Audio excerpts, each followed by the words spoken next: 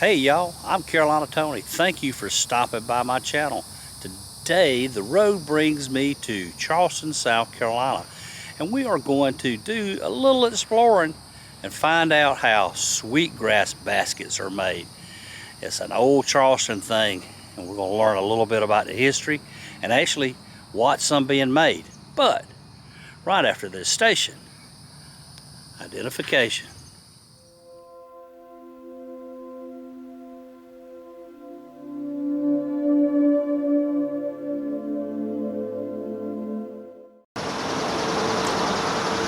Okay, now tell me, now what's your name? Eugene Gillard. Gillard. Yeah, it's like the Gillard Auditorium. Okay, got you. And now, Mr. Eugene, how long have you been making these baskets? Well, I started in the 90s, 1990. Uh-huh. Because I never did it. Uh-huh. Never saw a basket until I get hurt on the job. Get hurt on the job, and God bless me if I can do this. Yeah. So now where do you learn how to do it? Just like I said, God bless me if I can do it. Uh-huh. I've been around it all my life. Yeah. I never saw it coming up. Right. As a young man, Uh-huh. I never saw it. My daddy said it was woman work. Yeah. But as I get hurt, I said, see a friend of mine, he was sewing. And I said, if you can sew, I can sew. Yeah. And I come home and I start sewing. Yeah, and that's the thing with sweetgrass baskets, they don't call it weaving a basket, they call it sewing a basket. Sewing a basket. Yeah, so we don't weave sweetgrass baskets. No. We sew them. We sew them. Now, where do you get this material? This is called sweetgrass. No, that's bulrush. That's called what? Bulrush. Bulrush. Bulrush, that's what make Moses' basket in the Ten Commandments. Right. In the Ten Commandments, you go duck hunting. Yeah. When you see the ground start floating on top of the water, this marsh, this what they call bulrush. Right. That would be floating. Okay. Now this is what they call sweetgrass. That's called sweetgrass. Yeah. Now where does that come from? That's grow on the beach. On the beach. Yeah, you got a place in Savannah where they got a big field. A big old field of this stuff there. Then you go there and pull it. Yeah. Now do you put pine straw? I put pine straw and everything in it.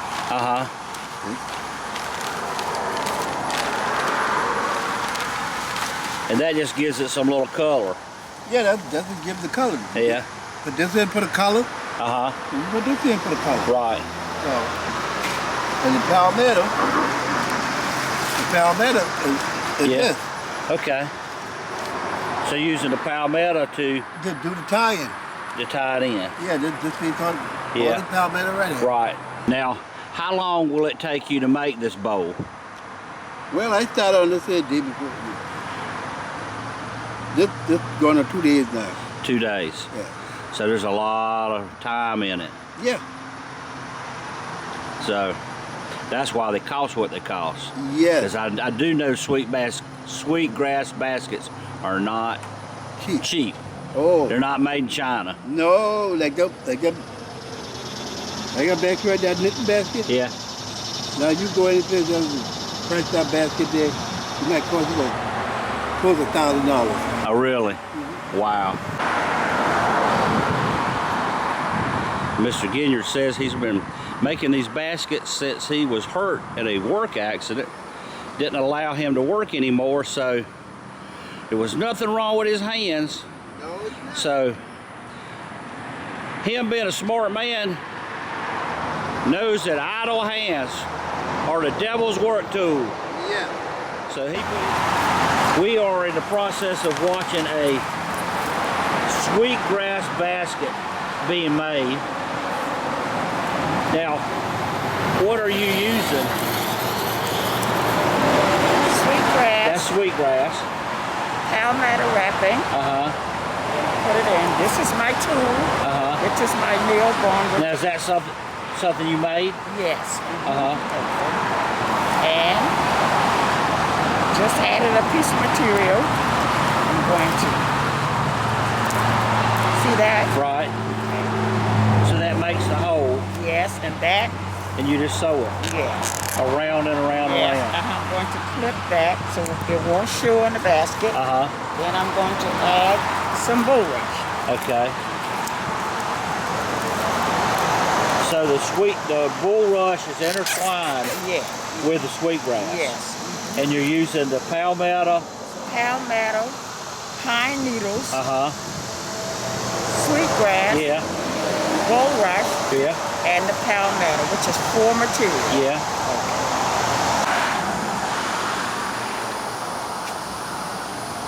So that is going to wind up looking like that. Okay. Yes. Now, a bread bowl like this, you got 13 hours in it for $150. And if you divide that 13 hours into $150, she's going in the hole. Yeah. See? Yeah. Yeah. What is this? This is a fan. A fan? Yes, our old-time Charleston rice fan. Okay. Now, how long did it take you to make that? Oh my gosh, almost 5 months. 5? Wow. That's amazing. Now, you've been doing this for a little over 23 years. Now, are you from here? Yeah. So you've been here your whole life? Cool. All right, well, I certainly appreciate it. Well, what is this? This is a fan. A fan? Yes, our old-time Charleston rice fan. Okay. Now, how long did it take you to make that? Oh my gosh, almost 5 months. 5? Wow. How you guys doing today? Good. My name is Donald Scott. I'm one of the artists down here. One of the sweetgrass weavers. I was weaving for about 35 years now. I want to tell you a little history about the sweetgrass basket. These baskets were introduced in the United States back in the 1960s. And the reason these baskets were introduced in the United States is because of this particular basket right here. If you come around here,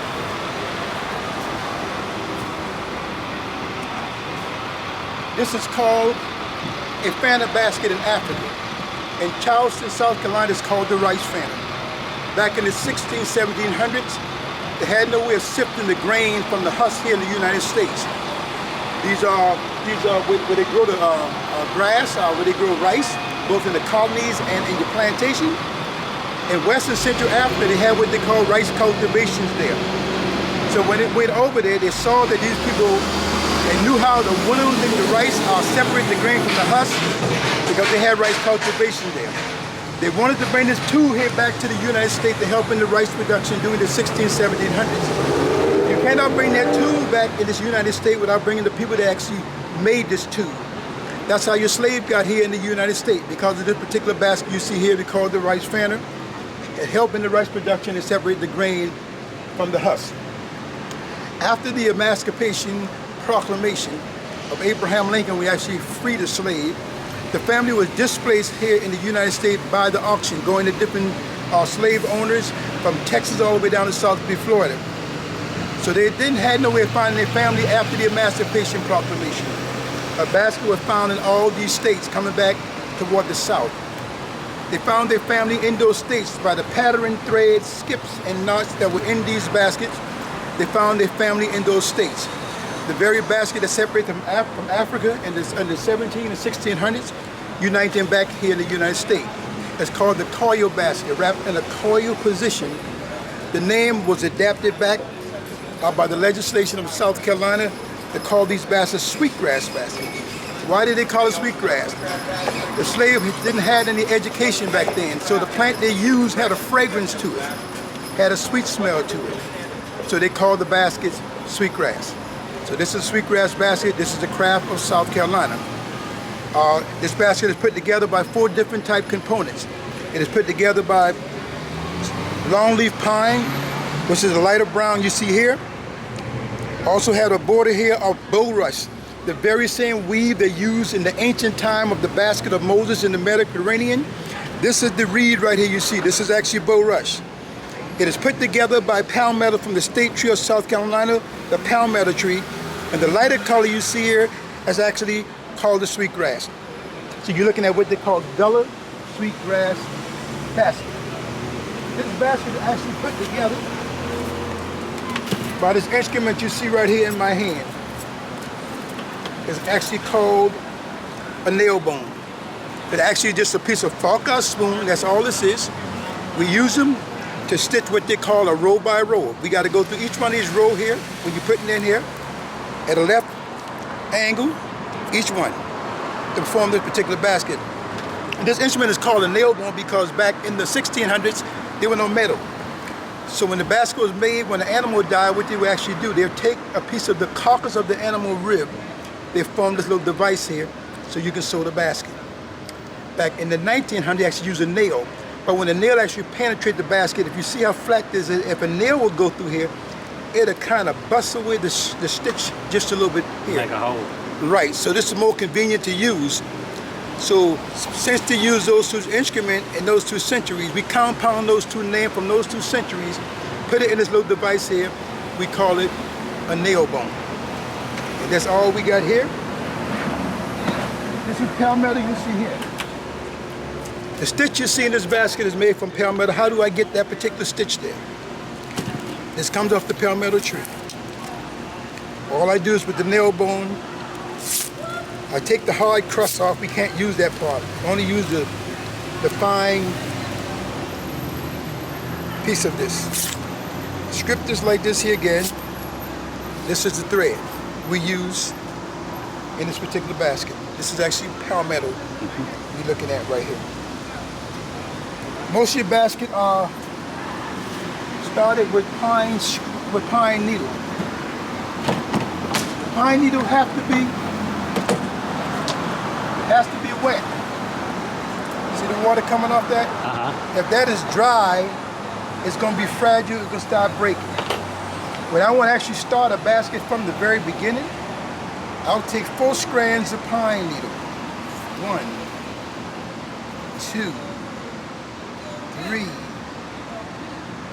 4. Now I'm starting the basket from the very beginning.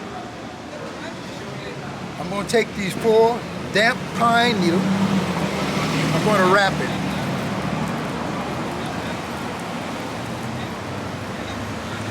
When you make $1 million off it, make sure you come and give me some of that money. I don't know that's going to happen, but I know it's going to happen. If I make $1 million, if I make $1 million, you gonna make $1 million. if I make $1 million because of this video, buddy, I'm gonna come look for you. I guarantee you're gonna move in with me. I guarantee you will. This will never happen to no other stand down here. This will never happen to touring people. It's only happening to you at this particular stand. I'm telling you, sir. Try it if you think I'm lying. I'm going to tie this here in a knot.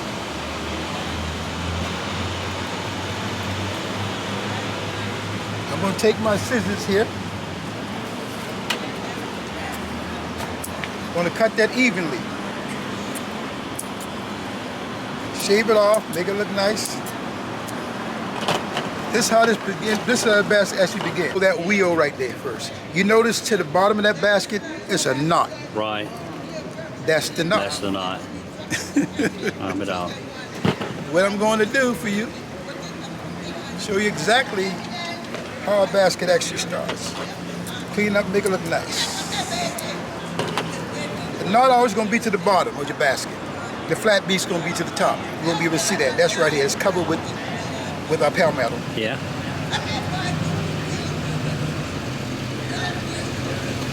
Remember that piece I took off? Yes, the palmetto. The palmetto?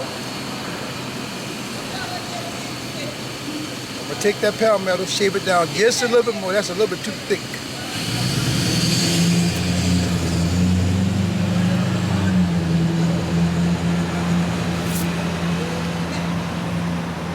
The hole is already there.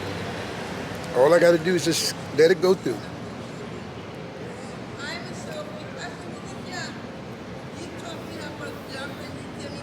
I'm going to cut the fragile piece off.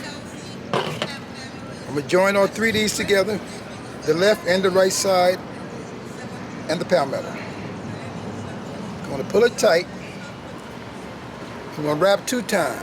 1, 2. I'm going to hold that with my left hand, because now the wheel is about to form.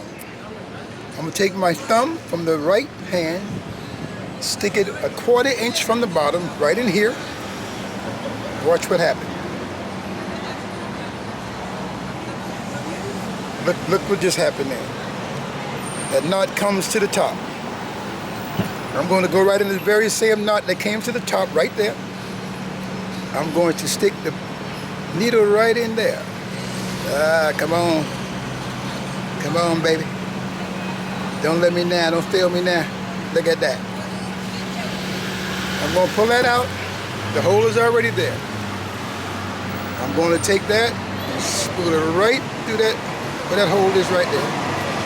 Coming down, make it look nice and perfect and pretty looking. Take my finger again, put it right there, ball it down, put it up. Come on. Come on. Come on. See what's taking place? Mm-hmm. The wheel is taking place, right? You see it? Yeah. Look at it. It's coming. Now, what happened now? Feed. I'm gonna take one. I'm gonna take two. Here. I'm gonna cut the hard crust off the back here. Bam. I'm gonna take that little group right there where I just got through taking off there. Look what I'm gonna do with that. I'm gonna open this up right here. I know it's looking possible to you, but not to me. And I'm gonna feed that right inside of there.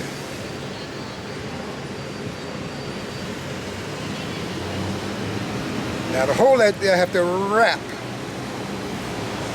there, because what's gonna happen now is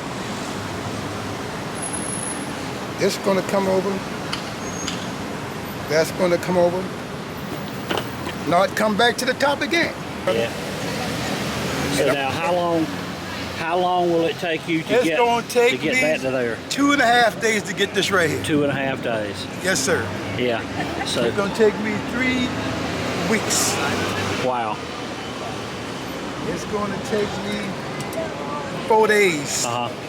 So basically, it's gonna take me 4 months. 4 months. For the Fanta basket. Yeah. So here's the thing. $40. Huh? And $40, and it took you. It took me 2.5 days. 2.5 days to make this.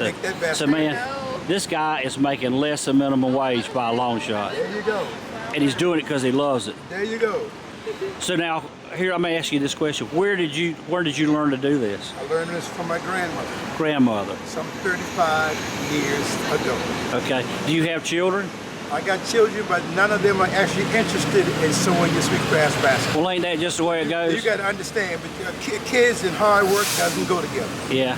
If it's not a computer, or it's not on the app, or it's not on the internet, kids don't have nothing to do with it. This is hard work. This is a tedious job you're looking at right here. You have to have a lot of patience to be involved with the sweetgrass basket. It takes a lot of time. I got a passion to do it. I love doing it. This is what I'll keep doing this. This is not my only job. I do this part-time. I could be full-time in this job if I want to, but I'm not. I do it part-time. I do a great job. Well, listen, I certainly appreciate it. And you were absolutely right. And I'm going to actually sign your basket here. Okay. Put the date on it. My name is Donald Scott. Scott? Scott. S-C-O-T-T. Yeah. My wife's got an aunt that's a Scott. She's a Scott? Look at that. Hey, so it's going to change from this color to that color. Right. In 1 year. Right. After 1 year, you want to submerge this basket in water like a baptism for only 2 seconds. Just a little dump. Boom, boom. The moisture will sweat evenly across that particular material. It'll keep your scraps and bind in place for the next 100 years without one of these scraps popping on you. You want to do that quarterly, 1 year after the date, every 3 months, as long as you own this basket. Can you make that $1 million? Remember Mr. Scott, okay? I promise. And this basket is going to who? It's going to give it to my wife. It's going to your wife. Sweetgrass baskets. Pretty neat, huh? I hope you've enjoyed this video. If you did, be sure to go down below. Give me a big old thumbs up. Be sure to tell your family and friends. And also, please share on your social media. But until next time, y'all have a good day.